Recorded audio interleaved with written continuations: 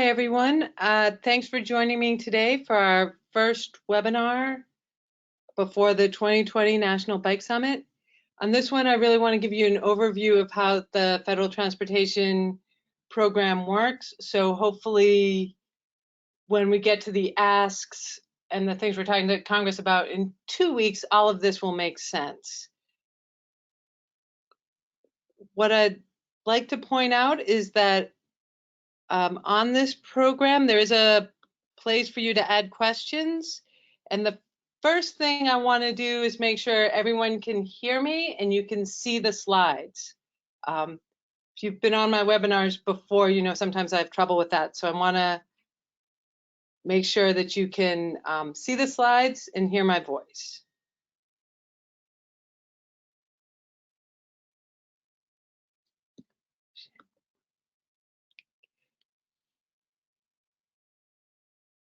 Okay.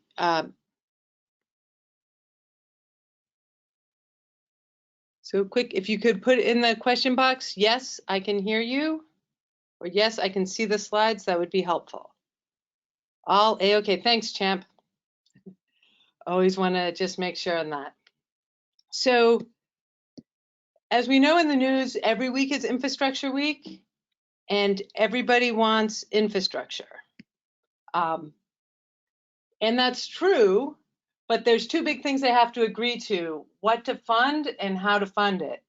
So today, as we get ready for the National Bike Summit, I want to talk to you about how transportation is funded, a very short history of transportation policy, talk about how the current program works and Congress's role in that, and then hopefully give you a background on automated vehicle legislation and where that is, because this year we're going to be lobbying on two different bills, one being the transportation bill, the other being a regulatory framework for automated vehicles. Great. So I'm going to start on how transportation is funded. And what I'll do through this presentation is I'll stop in a couple of places and look for questions and answer them as we go. So if you have any questions, please feel free to type them into the question box. All right. So transportation at the federal level is funded through the Highway Trust Fund. It's basically funded through gas and diesel tax and a few other related taxes, mostly on commercial trucking and big trucks. They have to pay an extra excise tax based on the size of their vehicles. All that money goes into what's called the Highway Trust Fund, which acts like a bank account or a lockbox for transportation funding. All of the taxes we pay for gas and diesel go into that, and that money can only be used then for transportation projects.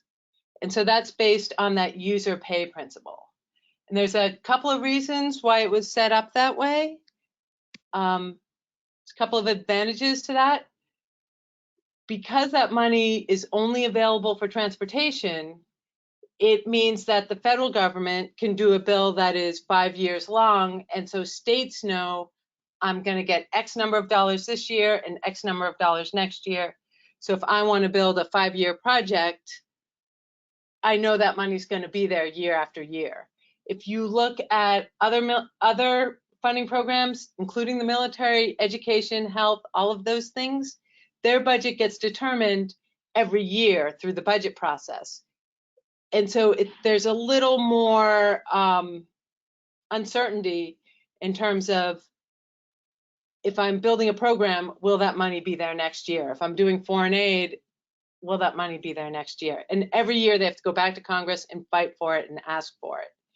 Now, some folks will say that makes the congressional staffers and that lobby a little better at really arguing for what they want because they're doing it all the time. Some of the disadvantages on the Highway Trust Fund is that if you want to increase spending, that is directly linked to increasing taxes, in this case, gas and diesel taxes, or increasing vehicle miles traveled. So that's one of the disadvantages. Another is that when there's not enough funding and Congress gets to that point where they have to either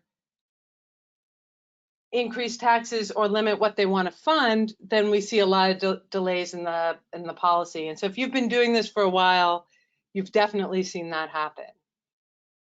So the vast majority of the Highway Trust Fund dollars come from the gas tax. Right now, it's at 18.4 cents per gallon, and it's been that way since 1993. So what this chart is showing is, in blue, the fact that that tax has stayed steady through the years, and the red is showing the purchasing power of that dollar. So even while vehicle miles are increasing, the value of the dollar is going down when you're talking about cost of materials, when you're talking about cost of labor, et cetera. And what that means for the Highway Trust Fund is that it's running out of money. So the blue line is the revenues that are coming in gas taxes and what they're projected to be over the next 15 years. The yellow is the outlays, what Congress has projected that we will spend on transportation. And then that red dotted line is the end of the year balance. So you can see we're coming up on a place where we're going to run out of money. So Congress then has a couple of options. One is they can raise revenue, which is to increase the gas tax, which is very unpopular. Another option is to switch to a vehicle miles traveled fee or some other fee. That is possible, but the vehicle miles traveled, which right now is the most studied, they say that's still 10 years away. So that's going to take a while to get there. I was just out at the presidential candidate forum on infrastructure. They all talked about repealing the tax break that went in, the tax cuts that went in. So that's another way if you put those corporate taxes then into transportation. So something like that. The other option, which they've done for the last 10 years, is they've transferred funds from the general fund. And that's really difficult because then you're taking money away from those other programs we talked about, military, education, health, or your deficit spending. There's also a congressional rule that not more than 10% of the Highway Trust Fund can come from something other than those transportation taxes. Congress has broken its own rule in the last bill, but that might catch up with them eventually. And so in the last two bills, they've done some kind of fuzzy math where they found new money without raising taxes. It's questionable whether that was really new money, but they've gotten away with it. It's unclear if they're going to be able to do that again. But over the last 10 years, when we haven't had new money coming in, we've looked at options to just spend what the Highway Trust Fund is coming in. So in 2012, the House of Representatives said, we're going to keep our spending to that revenue. And to do that, they were going to cut all the funds for transit and for biking and walking. That didn't work. They got it through the committee, but they couldn't even get it through the whole House of Representatives. In 2015, the Senate committee tried to do something else. They tried to say that for interstate roads, we'll fund it 80-20, 80% federal money, 20% from state and locals. And then the more local the road gets, the higher percentage the local government would have to pay. So a local road, you might get down to, you could only use 50% federal and 50% local match. That's a big strain on state and local governments. It was particularly a strain on rural states. And so that ended up not even making it out of committee. They had to change that. In 2017, we saw the Trump administration put out a plan. They also went to say, the way for us to increase infrastructure is to increase the local match, the percent that local governments are paying. That also was a non-starter. So Congress is really in a spot for that.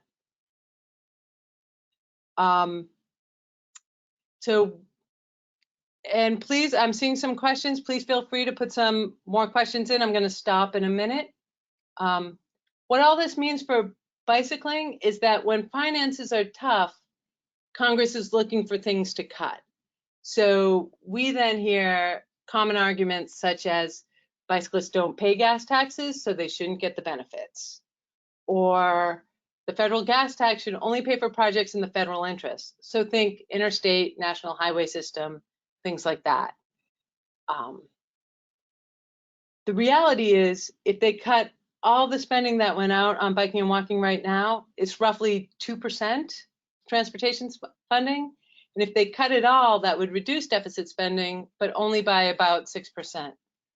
And so if this comes up in meetings, those are the sorts of arguments to use, and to say, you know, it's such a small amount, this could actually help us with things like congestion, with safety, there's a reason to have it.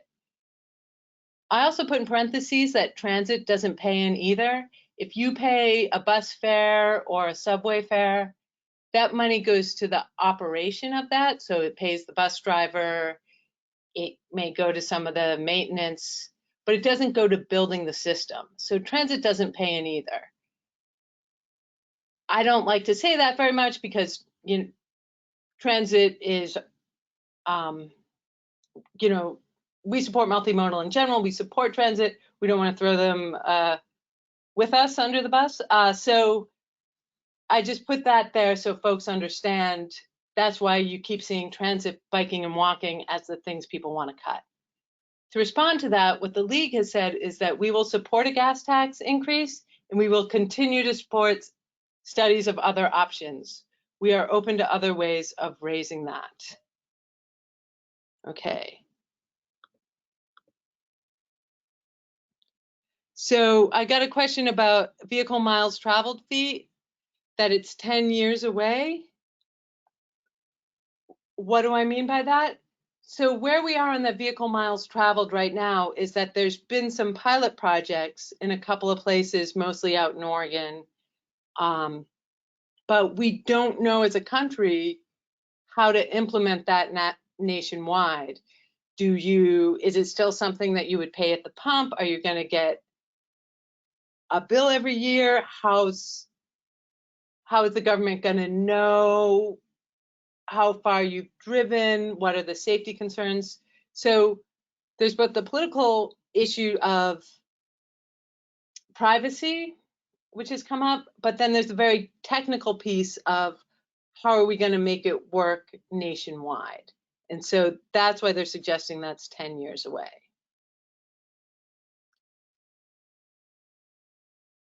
All right. Any other questions? Please feel free to add those in.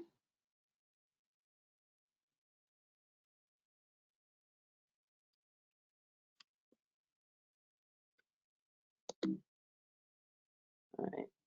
I lost my mouse. Okay.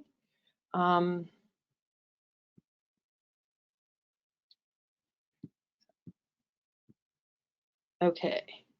So seeing none, I will go on to the next section. We'll give you a little history on transportation policy. And one thing that we're pretty proud of here at the League is that bicyclists have been involved since the very beginning. The League of American Wheelmen was started in the 1880s, and at that point they were started as a coalition of local bike clubs, and they were born with a political agenda of ensuring that there were good roads to ride on. These bicyclists were generally urban. They were considered sort of the urban elite of their day, but they had a lot of political acumen. And so they got some support from the bike industry, and they went out and started lobbying for and building grassroots support for paved roads and for good roads, because riding those bikes just on their own were pretty dangerous, but when you had a road with a bunch of potholes and ruts, they were particularly dangerous. So, okay. So they were also really good communicators, and they had a really good sort of grassroots organization. This is one of the earliest magazines you can see. It says it's with the League of American Wheelmen. So they went out and they organized their own folks first, and they were talking about the joys of bicycling, the benefits of bicycling, and why they needed good roads. But what happened in that process, because they were seen as urban elites, there really became this rift between the rural community, mostly farmers, who thought they're trying to create this new service, which I'm going to have to pay for, so that they can go do their recreation. Sounds kind of familiar, right? So the bicyclists learn, okay, we need to stop talking just about ourselves and stop talking about what it would mean to farmers to have good roads to go to market. And did a lot of education around that, really changed their stuff, and eventually got to a point where they decided that the farmers could come hobnob with us.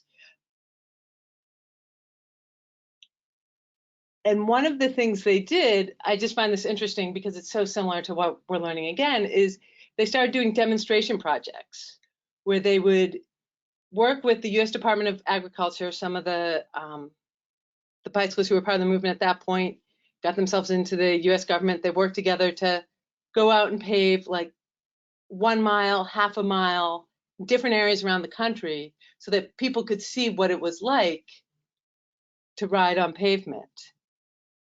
So, and then that helped them build the support. In 1916, President Wilson, who was also a League of American Wheelmen member, signed the first National Transportation Bill. And there's even a debate now that the car wouldn't have become so popular if the bicyclists hadn't first gotten those roads paved. But once the car came, many of the leaders of the bike movement moved over and became the founders and leaders of the car organizations, whether it was AAA or AASHTO or the Association of Road Builders, etc. So not only did we start the road paving, we also started sort of the transportation stakeholder group. All right.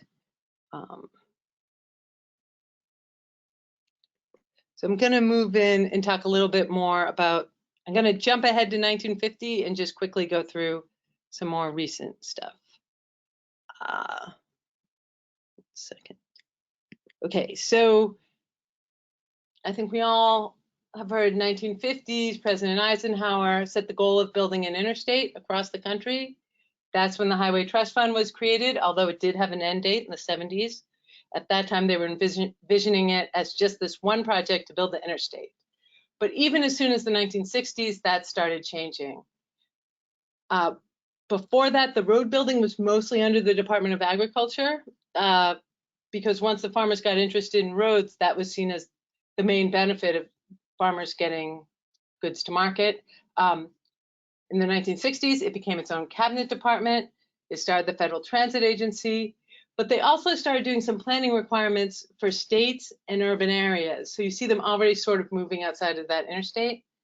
In the 1970s, they did continue the Highway Trust Fund with the signal that we wanted this program to continue past the interstates. And they also, at that point, made transit and some money available for biking and walking. Pretty minor. And then in the 1980s, they actually made a mass transit account in the Highway Trust Fund. And so since then and now, 20% of the Highway Trust Fund goes to transit, 80% goes to roads, at least on paper. Okay.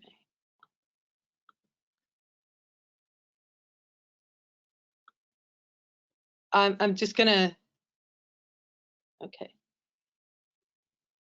So then, come back to the question, sorry. Oops. Federal highway laws. So then we hit what was really some major reform in transportation, and that happened in the 1990s. And in 1991, when we had the ICE-T bill for the Surface Transportation Act. So, and the reason we saw that reform was because Congress passed the Clean Air Act. That picture on the right is LA at 3 p.m. in the afternoon on a sunny day. So cities were seeing that kind of smog. That's 1986. And Congress passed a Clean Air Act that said that cities and areas with bad air pollution, quote unquote, non-attainment areas, had to clean up their pollution. And so then once that happened in 1990 and 1991, when Congress went to write the transportation bill, they had to respond to that, and they had to create some changes in the transportation system to meet that. So what they did, they didn't go and change all the programs. They created a couple new ones. One was the Congestion Mitigation and Air Quality Program. In that program, if you are in a non-attainment area, or you're in what's called a maintenance area, so an area that was non-attainment, you have to use this new pot of money for things that reduce congestion or improve air quality. And biking and walking does very well under that CMAQ program. And that's also when they created transportation enhancements. This, for 20 years, was where most of the funding for biking and walking came. It's the predecessor of transportation alternatives. There were other uses in there, same as transportation alternatives, but the majority of it went to biking and walking. They also created the recreational trails program. And so from that, we had two more T-bills. In 1998, we saw a Safe Routes to School pilot project. And then in 2005 came the Safety Lou bill, which was a really big bill for biking and walking. We saw multiple wins. The Safe Routes to School became its own program.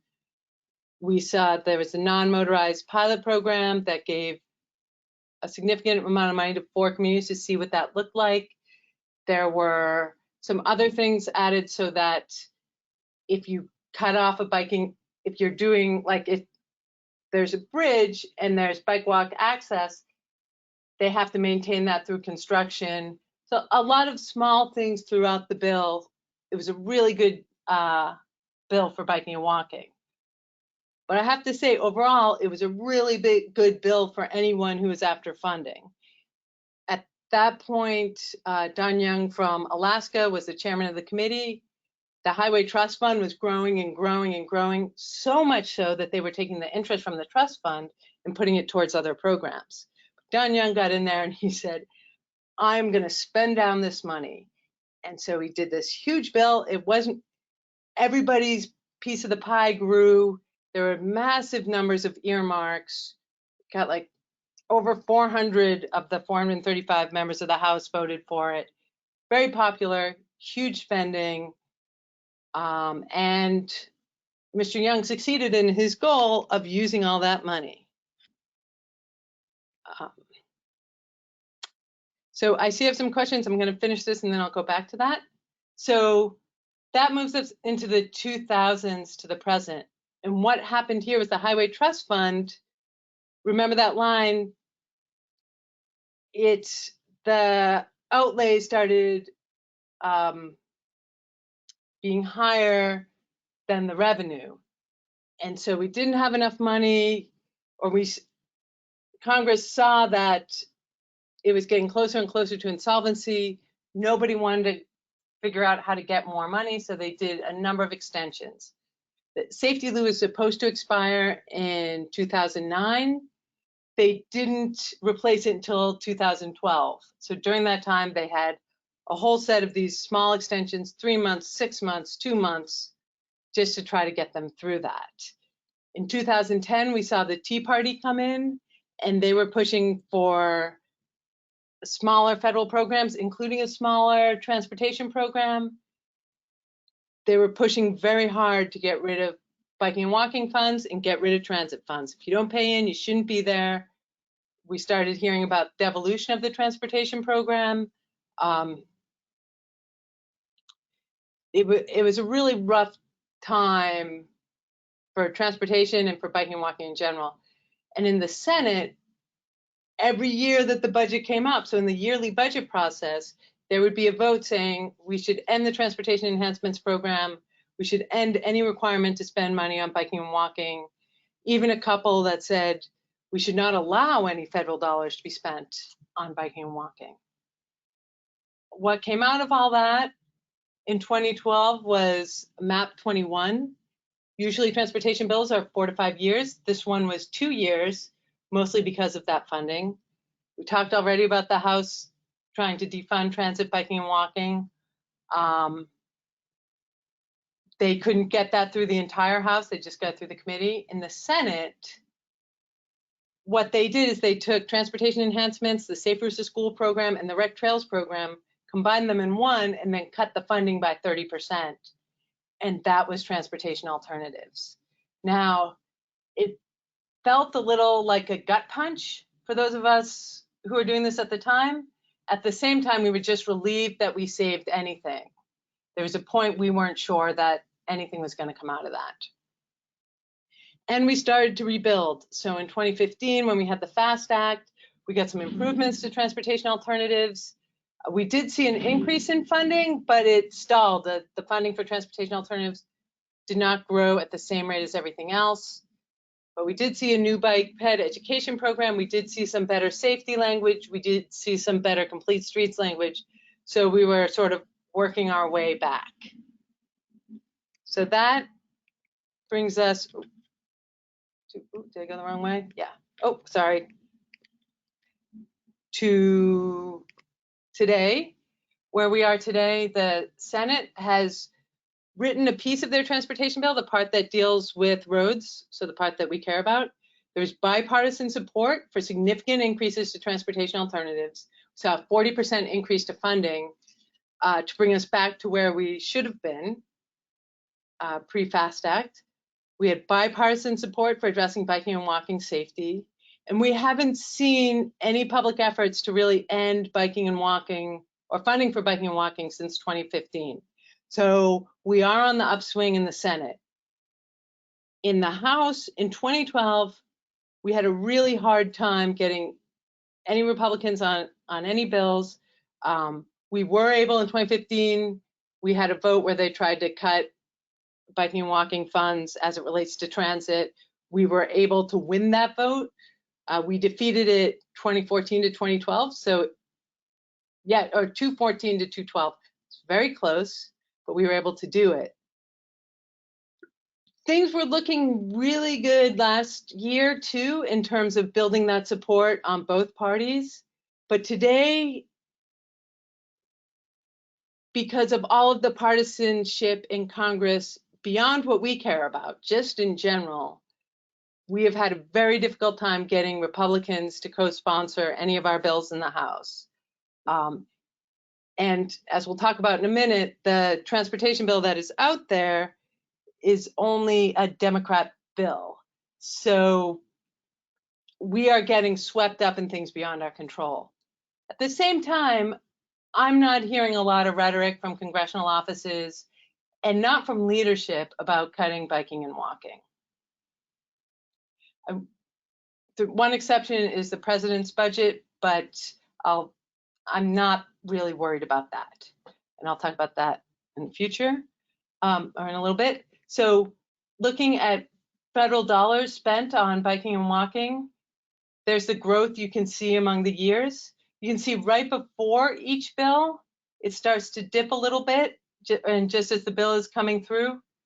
One is because when we get to that point where Congress is doing extensions instead of a new bill, there's a lot of uncertainty, so states are slow down their spending just in case something happens. And then sometimes after the bill, it takes them a little while to get geared up again, especially if there's changes. So you can see the general projection is up. Even in MAP 21, even after we saw those cuts from all the programs to the creation of transportation alternatives, we're still seeing the increase. It's for a couple of reasons. One, there's more interest in these programs, and we believe because there's that local control element, so local governments are pushing for it. The other is that we all, as a community, have done a lot of work on looking at other programs other than just transportation alternatives. And so we're seeing more CMAQ and more of other programs happen. If you look right before 2010, you see that big spike up. That is from the stimulus bill in 2009. There was transportation money in that. We were able to get 3% of that transportation money for what was then transportation enhancements. And so that's why we saw such a big spike of funds for those 2 years. All right. I'm going to go over to the questions. We had a question of how much of federal spending goes towards maintenance versus new projects, and is that a political issue? So I don't know the specifics of the first answer, but yes, it definitely is a political issue. Folks, if you think Transportation for America has for a long time really been pushing for a fix it first policy, meaning we should do our maintenance needs first and then worry about new capacity. Congress goes back and forth, particularly on bridges, about setting money aside for bridge repair. So that is something, what we see from the state DOTs is they, in general, they don't like those requirements. Despite the fact that when we say we want to spend money on biking and walking, they say, we can't do that. We don't have enough money to fix our bridges. So yes, that is a political issue. So there was a second part of that. Let me see if I can. Another question of, have any other presidents been league members?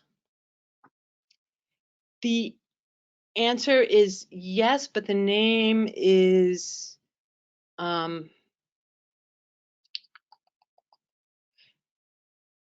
was someone else, and I've lost the name. I think it was right before Teddy Roosevelt. It was at a time when people didn't necessarily campaign. Was that Garfield? And the bicyclists would just show up at their house.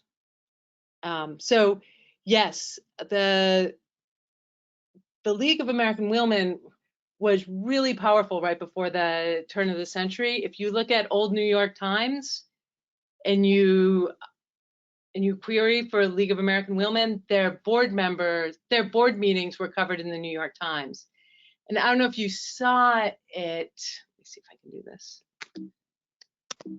But that magazine that we showed, their subscription number was over 93,000. So it was a big group, very powerful, specifically with mayors, but also at the national level. Okay.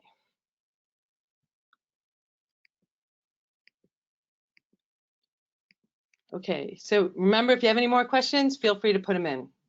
So what I'd like to do now is switch to how this system works. So when we're talking about what's happening when the transportation bill is decided, basically we have the money coming in through the Highway Trust Fund, and then Congress decides which programs it's going to put the money in and what the rules for those programs are. And there's a set of core programs, these 4 programs of which are the biggest. The Surface Transportation Block Grant Program, which is most important to us, congestion mitigation and air quality, also important for biking and walking. Highway Safety Improvement Program, we don't get much of this money, but we feel like we should. And so that's been one of the things we're trying to break into this year. And then the National Highway Program, of which biking and walking is eligible, but we get very little. So what Congress does is decides how much goes into each program and what those rules are. And then that money gets divided up among the states based on a formula that looks at vehicle miles traveled, miles of roads, and some other things. Now, one of the reasons, there's a couple of reasons why we care about the Surface Transportation Block Grant Program. One is because that's where Transportation Alternatives lives.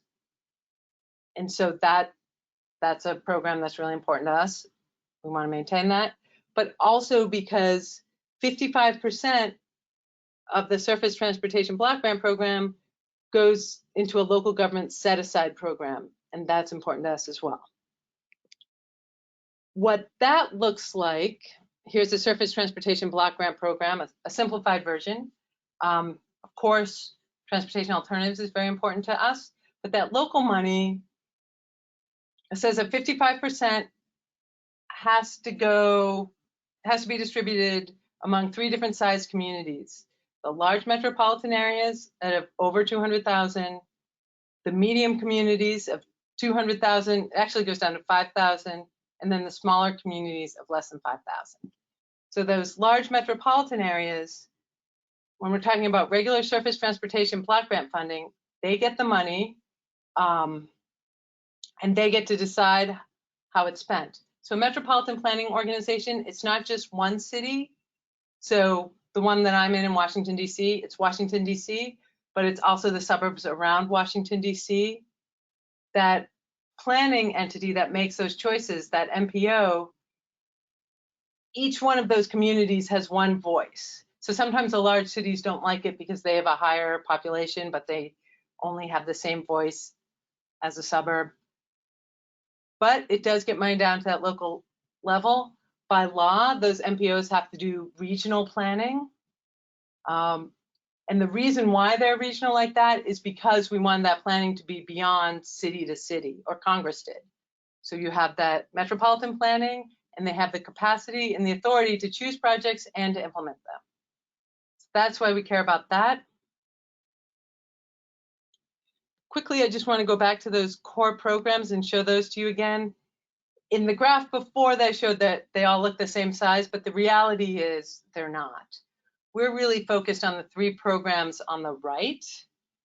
We also look at planning a little bit, but that National Highway Performance Program is bigger than all 3 of the programs that we're looking at, and we get virtually nothing out of that. That's mostly made for the national highway system and for interstate. However, you will hear groups, you will hear Transportation for America and some other groups saying, hey, there shouldn't be that much money that is just going for mostly for new capacity and mostly for these big roads. And so I just am showing that to you in context, for context. But you can see of all those programs right now, Transportation Alternatives is $850 million a year. So we're just this tiny piece of these huge programs. So again, this is where how the program works. And when we look at where the funding comes from biking and walking, we see Transportation Alternatives is over 50% of that. The reason I pointed out that local government set aside is because that's the second biggest pot for us. So we work a lot with the National League of Cities or US Conference of Mayors, National Association of Counties, all of those folks, because they are our best allies when it comes to this. CMAQ is that congestion mitigation and air quality. Again, in many areas, that money also flows through the local government, particularly in those non-attainment areas. And so we see big cities like Chicago spend a lot of their CMAQ on biking and walking. Here in DC, there's years where 100% of their CMAQ goes to bicycling, and then they use their TA for pedestrian stuff. So that is why when we talk about the asks, we talk a lot about transportation alternatives, because that is the program that's sort of our bread and butter. And we want to make that program work as efficiently and effectively as it can. When I look at these numbers though, and I see safety so small, that's a real concern. Bicyclists and pedestrians now make up 20% of all the fatalities on our roads, and we're getting less than 1% of the funding. So that is something we're looking to change. We, of course, always, again, want to support our local government allies. We want to support programs looking at or changes to CMAQ that would help increase multimodal spending. Okay. So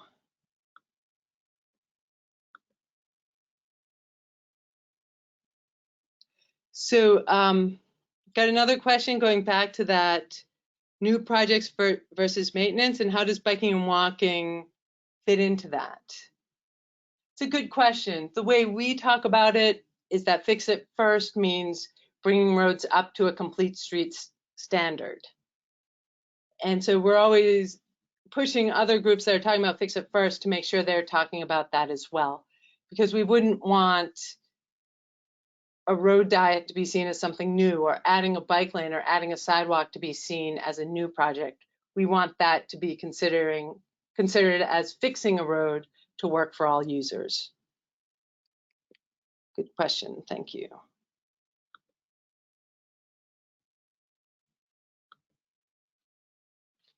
So the next, I'm just going to do a little review of the congressional process and what that means for transportation, biking, and walking. So when we look at the Senate transportation bill has to work its way through 4 committees. Environment and Public Works does the Highway and Roads program. That's done. The Commerce Committee does a lot of the tech work. It does some of the safety pieces. It does most of the big grants that are going to go through USDOT. The Banking Committee, which is also Banking, Housing, and Urban Development, they do the transit programs, and then the Finance Committee has to do the pay-fors.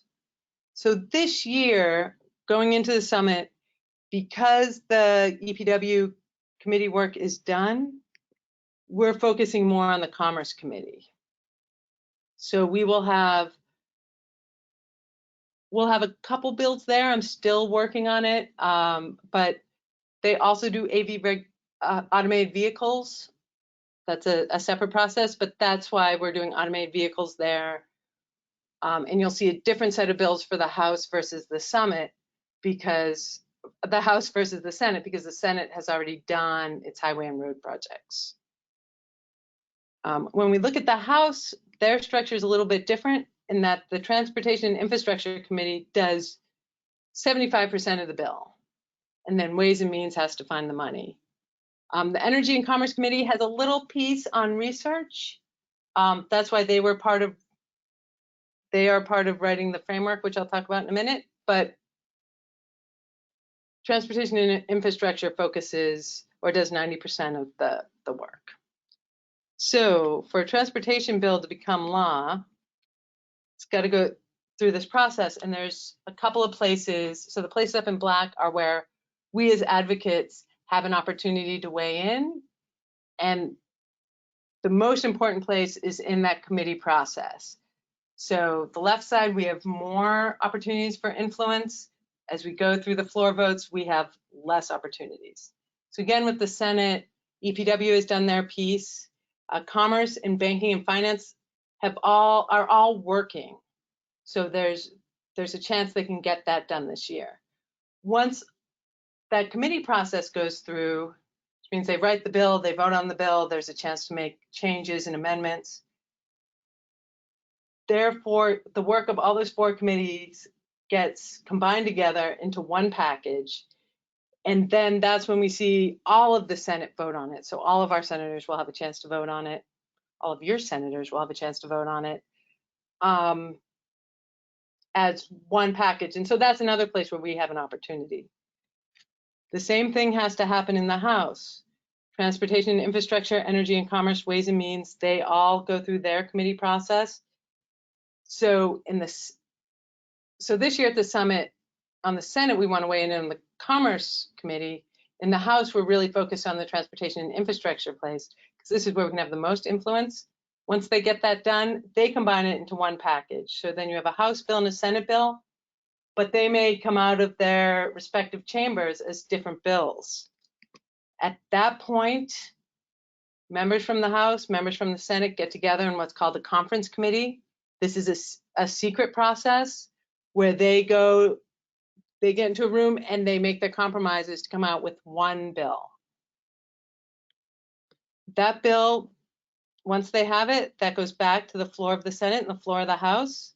There's no changing on it at this point. They can only vote yes or no, because they have to vote on the exact same language. It's after that part that it goes to the president, who can sign it or veto it. Just a quick reminder, So where are we right now? The Senate has written their roads portion, so EPW is done. The Commerce, Banking, and Finance committees, once the new year started, they really started writing, and they're really starting to have those conversations, in part because the president wants an infrastructure bill, Leader McConnell wants an infrastructure bill. He has promised them some floor time for debate. So he has said, if you guys get this bill together, we will vote on it. We will have that discussion. And it's a bipartisan bill, and there's a bipartisan effort to find funding. So it's the process in the Senate is working the way it's supposed to. In the House is a little bit behind.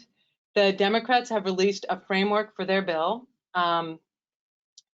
which is Transportation, Energy and Commerce, and Ways and Means. They all got together and gave a broad outline of what they wanted to do. Transportation and Infrastructure expects to release their bill at the end of March or April. So the summit is great timing. It's our last chance to really push for what we want to be in the base bill. Unfortunately, the House bill is not bipartisan. So this will be a Democrat bill. In the House, it is easier for the majority to just push something through versus the Senate because there's no filibuster. They're trying to work it out. Both sides are saying they want to work it out, so we'll see what happens. The third player in this is, of course, the administration. The president really wants a win. He wants an infrastructure bill. One thing we know about the president, he's not so focused on the details, but he wants an infrastructure bill that will be a win. So the U.S. Department of Transportation throughout this administration has been pretty supportive of biking and walking. They've released some really good work, their bikeway selection guide, which is excellent. We've seen some decent projects through the BUILD program. You know, we've had Secretary Chow at the summit. They've been pretty open to it. I will say the president's budget that was just released a few weeks ago did include something that that they would get rid of transportation alternatives. I'm not worried about it because the House is 80% through their bill. The Senate's bill is already passed. It's just something for them to say. I'm trying not to give it too much attention because I'd rather be able to tell Republican offices, hey, the DOT is very supportive of biking and walking. At the same time, the president has expressed openness to a gas tax. He actually expressed support for a 25 cents a gallon gas tax increase, which is about the highest that anyone's talking about. And he's even said, you know what, if we have to deficit spend while interest rates are low, it's worth it for infrastructure. So we are in a situation where things are coming together. The current bill expires September 30th of this year, so they don't have a ton of time. So we'll be watching that. Quick thing, what happens if they don't get it together and they don't pass the bill? All bills expire at the end of the Congress. So, because we're going to have new members of Congress, we're going to have a new president starting in January. Well, we may have a re-elected president, but we have a presidential election. And so everything that's been done, it expires. It doesn't mean that language goes away.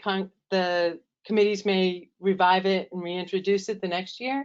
But every Congress, it's a new Congress, and you technically have to start over.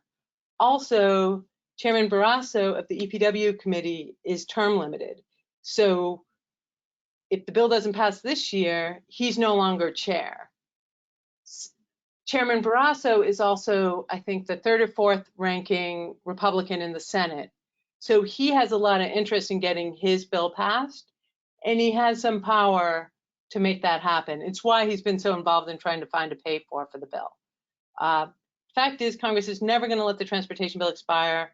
That would create too much hardship. What they do instead are these short-term extensions, 6 months, 9 months, 3 months, something like that.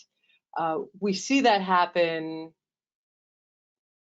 every time. For the last several bills, we've seen it have to be extended. sometimes again for 2 years. However, this year there's a catch, because when we were talking about the Highway Trust Fund, basically just around the time when the bill is supposed to end is when we hit that point where the trust fund hits $0.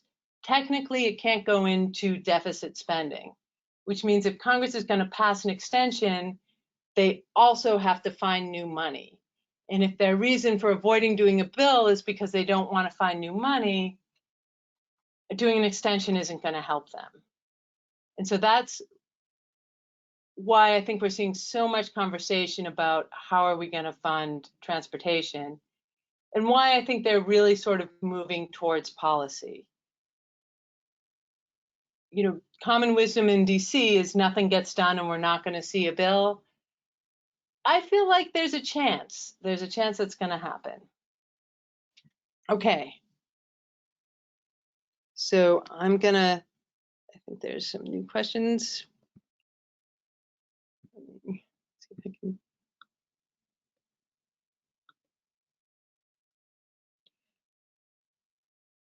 So I got a question about some of the new tech and the automated emergency vehicles, automated braking systems. We will have a demonstration at the summit up on Capitol Hill, and we are working on getting Congress to push DOT on that. Stay tuned, we might have some news on that soon.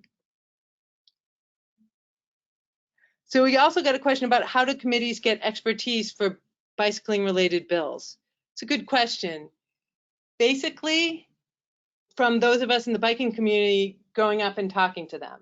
Some of them really care about biking and walking. So of course, Representative Blumenauer from Oregon, Senator Cardin from Maryland. They're bicyclists, they care about this stuff.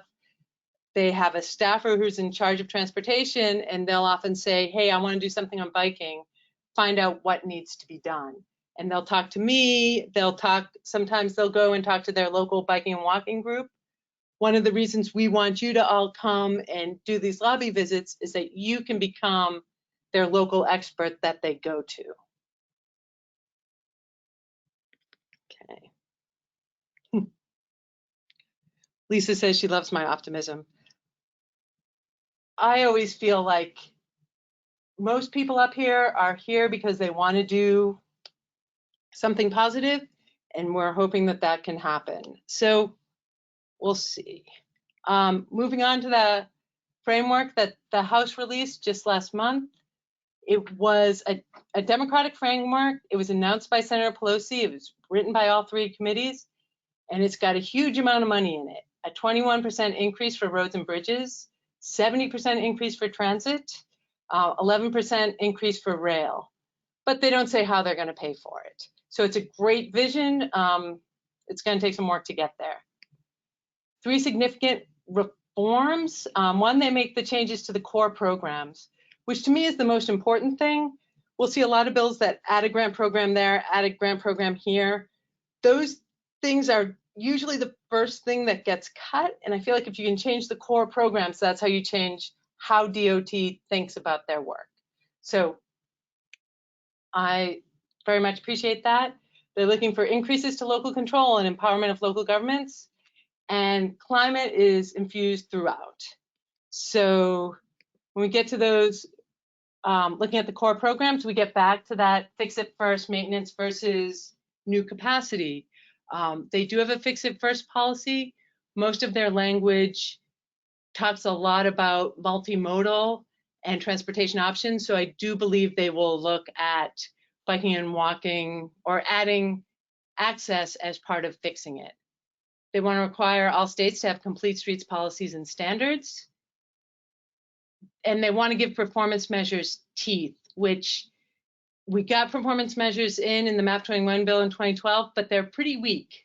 States have to set them, but there's not a lot of consequences if they don't meet them. So I think that's very helpful. In terms of biking and walking, there's a focus on getting some of those safety dollars to biking and walking.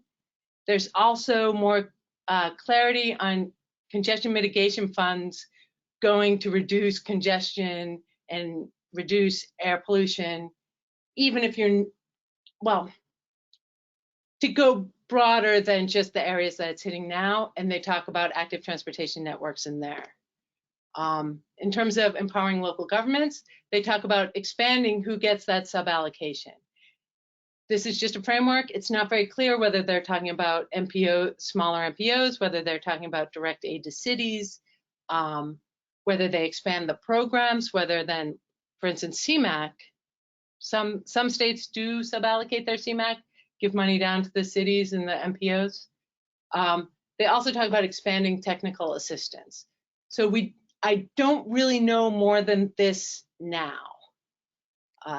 The other thing is climate. They want climate infused throughout. One of the things in talking to staff, I asked them about this fix it first piece, and they said, absolutely, if we are trying to reduce emissions, we have to do maintenance. So to me, that's a very broad view of climate. I think it's a good sign.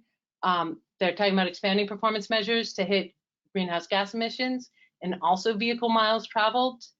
And they're looking at congestion pricing and how can they make it more equitable. So looking at, can the revenue from that go to things like transit? It's getting a little late, so I'm just gonna fly through some of this. And I'll talk a little bit more about this when we get to the asks. Senate EPW bill, so this is the highway and road section. It's very big. It's an 18% increase the first year, 2% after that. And they are looking for the funding on that.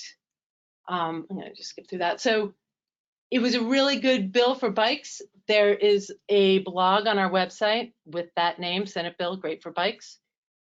The bill includes basically another $550 million a year for biking and walking, a 40% increase in transportation alternatives, and a new safety program that says if you have a high level of bike ped fatalities, then you have to use some of your safety money on that.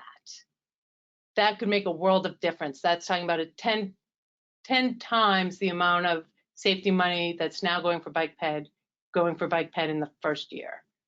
There's better planning, including complete streets, and there's also funding to use bikes in disaster relief, especially emergency relief right after. But it's the first time we've seen a transportation bill that had a climate section on it and putting more funding towards reducing emissions and things like that. There's also a program that helps communities that have been divided by a highway fix that. So go back and take that highway out and reconnect the community. A lot of really good things in that bill. There's a lot of funding in it. Let's see. So we are coming up on the hour. If folks need to get off, a lot of this will be in the next bill, but I'm just gonna go over a few minutes to talk about automated vehicles and new technology, because I do think that is something, automated vehicles will be an ask at the summit, and I think it's a really important piece that we need to weigh in on now because it's very timely. So very quickly, what we're seeing from industry is they want to be able to start selling some of their AVs, and they're looking for one set of regulations to follow. They don't want each state setting their own regulations, which is starting to happen. That'd be way too difficult for them to build 50 different versions of a car. So they really want certainty for one set of regulations. I would say safety advocates agree with that. We would agree with that. We agree on the broad set of things that it should cover, although there's a lot of debate in each of these. One, safety regulations, what they need to regulate and when they need to be set. Another is how many exemptions can each manufacturer get to sell a vehicle. So if they want to sell a vehicle without a steering wheel, how many can they sell? How many can they sell the first year? How many can they sell the second year? That sort of thing. The definition of the roles for regulation, And then this question, the big question that's been very difficult for them to meet is this forced arbitration. If you get hurt from an automated vehicle, are you able to do a class action suit, or are you forced into arbitration?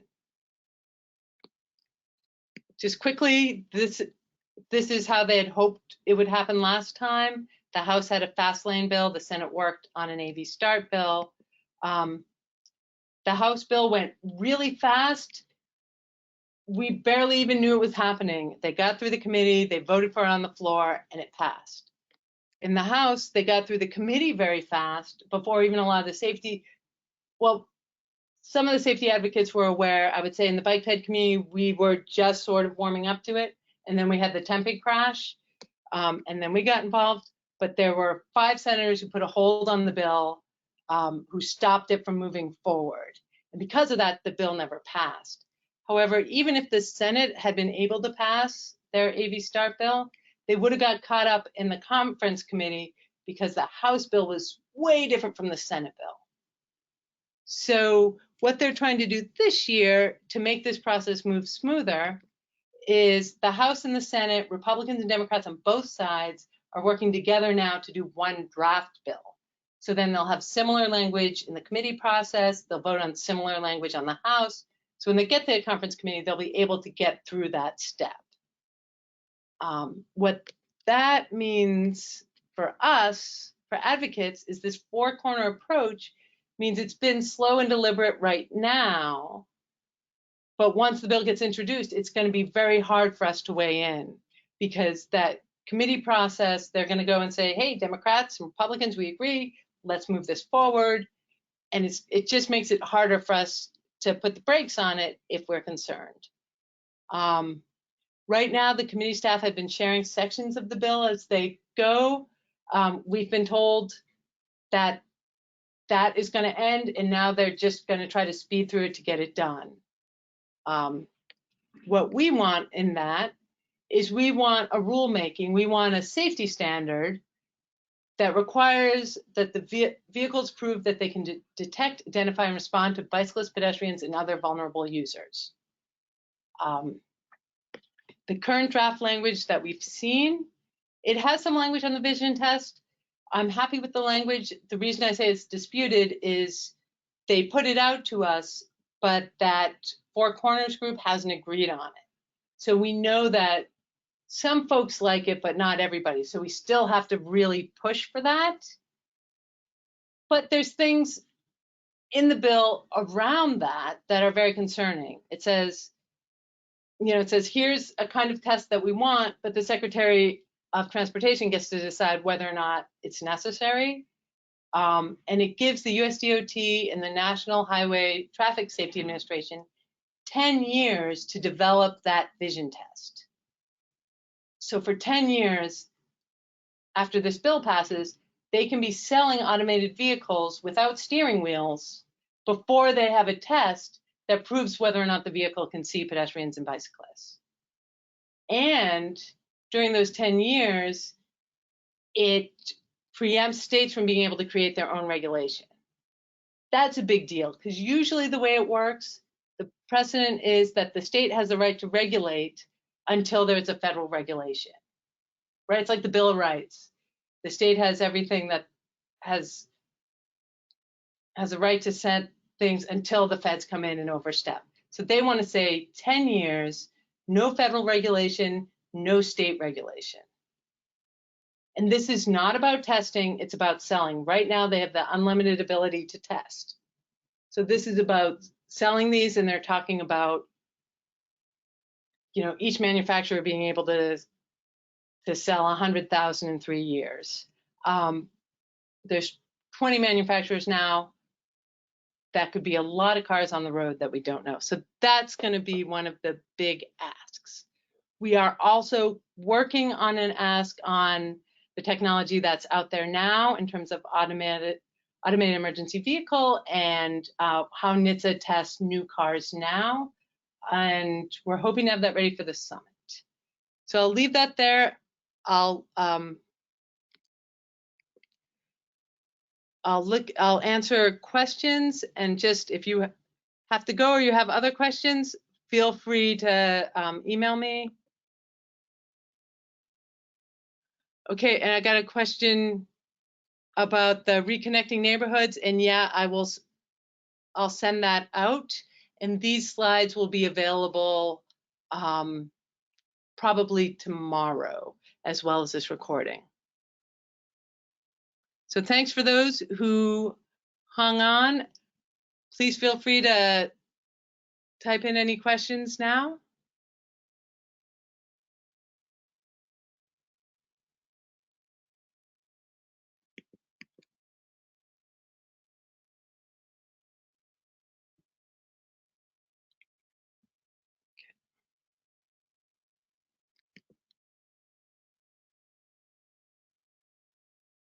Not seeing any. So next week we'll have a webinar on tips on how to lobby.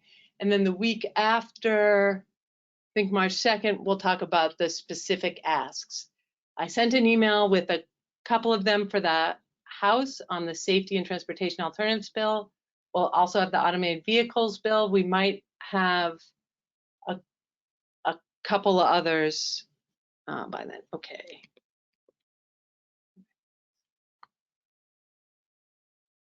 All right. Hearing no other questions, I'm going to call it a night. Thanks everyone for joining, and I look forward to seeing you at the summit.